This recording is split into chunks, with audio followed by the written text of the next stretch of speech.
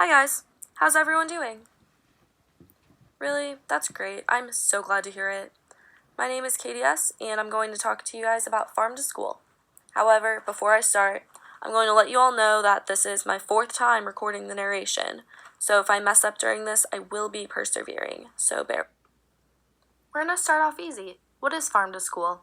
Farm to School is a program from the USDA that provides competitive grants to schools and nonprofits with the goal of increasing local food procurement for school meals and funds for school gardens and nutrition education. Grants can be used for training, planning, purchasing equipment, gardens, and anything else necessary for implementing a farm to school program. Overall, the goal of Farm to School is to help schools source local food and connect children to farming and gardening.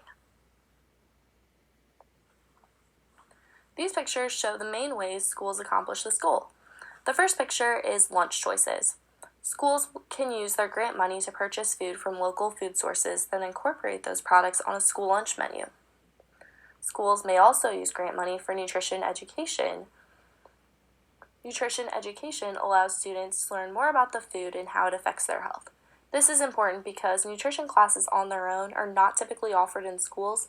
Sometimes family and consumer science or health class will incorporate nutrition, but it's not typically a centerpiece.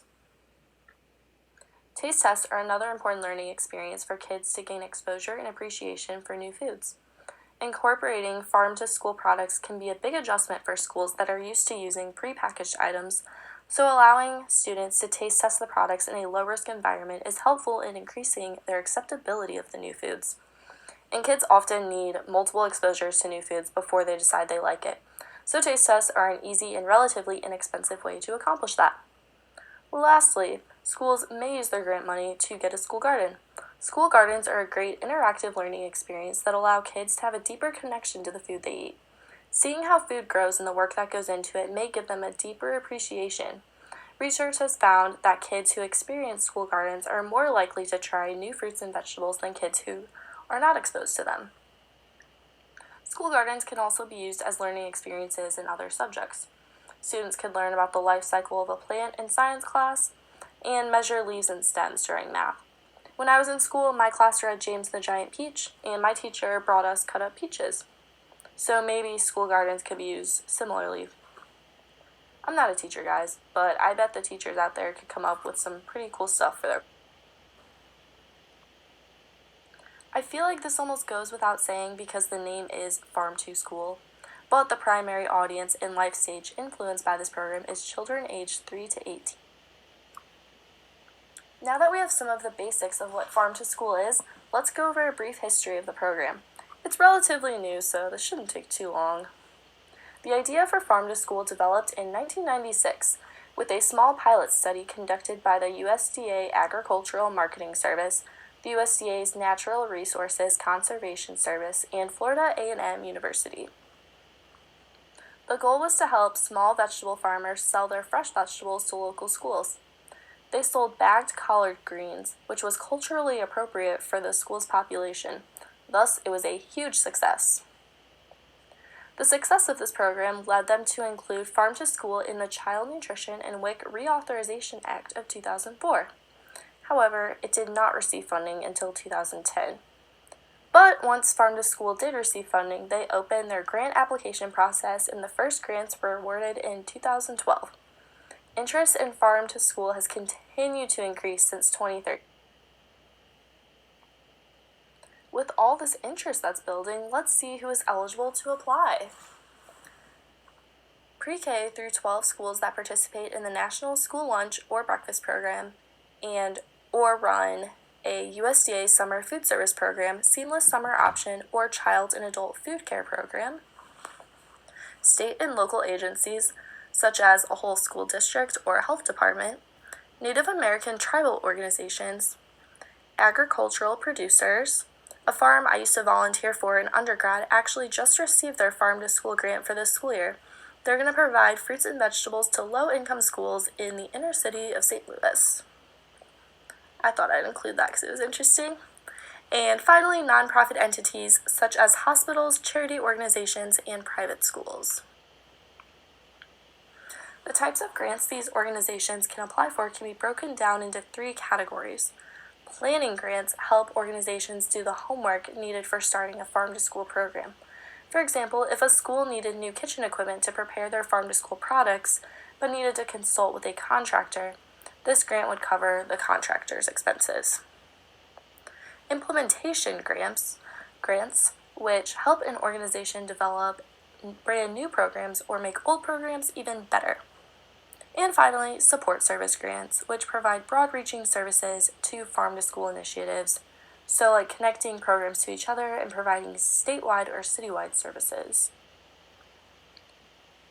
So now let's discuss the question I usually have when I watch these presentations. Does it really work? To put it simply, yes. Okay, next slide. No, I'm just kidding. I'll explain it. The Academy of Nutrition and Dietetics conducted research on Head Start participants and found that exposing kids to new foods was not enough to get them to try them. They found that a combination of taste tests and nutrition education led to more kids trying the fruits and vegetables. In another study, researchers studied 12 school gardens and found that all 12 schools had higher fruit and vegetable intake after implementing a garden. They then compared math and science test scores for 4 of those schools and found that test scores went up in 2 of the schools after school garden implementation. The last study found that a school garden combined with nutrition education actually increased students' nutrition knowledge. And in their implications section, researchers said that this could be instrumental whenever we think about prevention education efforts when it comes to obesity, type 2 diabetes, and other chronic diseases. So it could be instrumental in... Okay, this is just to give you an idea of Farm to School's reach and just how many students it's really impacting. For this current school year, the Farm to School grant program awarded 159 grants, which will serve 7,610 schools and 2.5 million students. Every dollar spent on local food generates up to an additional $2.16 in economic activity. This means school districts' local food purchases could lead to over $1 billion in local economic activity.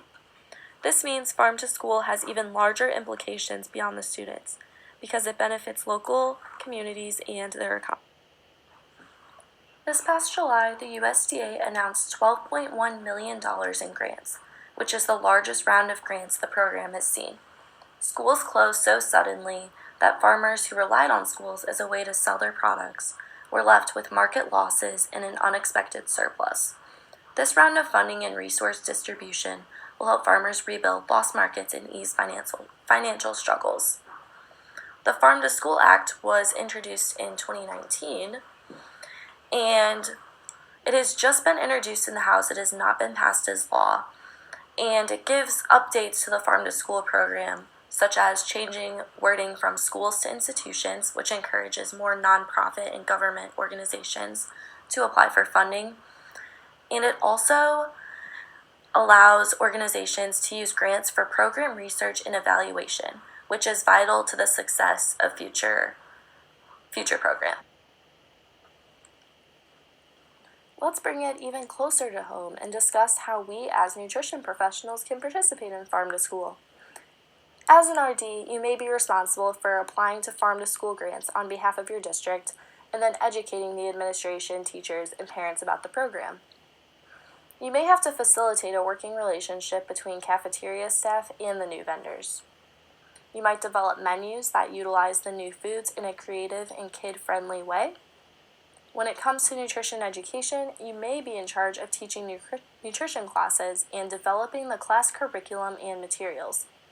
Lastly, and arguably most importantly, you should support the cafeteria employees because they will be responsible for a significant portion of the program. Programs like this can create so much extra work for them. It's important to listen to their concerns and make decisions with their needs in mind. For example, before adding fruit smoothies to the menu, you could visit all of the school kitchens to ensure they have enough blenders to efficiently prepare this menu item. And if they do not have enough, order more, or work on an alternate solution before adding smoothies to the menu. These people work so hard already, it is not fair to create extra work for them. If you decide to do a lunchtime taste test, Do not stick them with that extra prep work when lunchtime is already so busy for them. Prepare the items yourself and do not take the support staff for granted. The cafeteria staff plays an important role in getting students excited about school meals and getting them to try new things, so building a positive relationship with them is not only professional and considerate, but it will lend success to your farm to school program. To conclude my presentation, I have some discussion questions, so you can pause the slide here and answer those. But I thought I'd kind of wrap things up with a personal reflection, and if you don't want to listen to this part, you can skip past it, it's okay. But when I was in school, I was really fortunate to go to a private grade school in high school, and it was a huge sacrifice for my family financially to give me that kind of education. But it was really cool because in high school we had a chef come in and prepare a lot of our foods and everything was fresh, except I was there on a lot of financial aid and some of my classmates were not, so I couldn't afford to actually eat there. So I would bring Cheerios and milk and stuff like that for lunch, which is fine, but at the time I was really embarrassed by it. So I just think it's really cool that Farm to School allows kids to eat the same types of foods. They all have access to those fresh ingredients, and it evens the playing field for a lot of those kids. I think that's something really special about this program. All right, I hope you guys have a great day or evening. I don't know when you're watching this. I look forward to reading your discussion post, and thanks for sticking around until the end.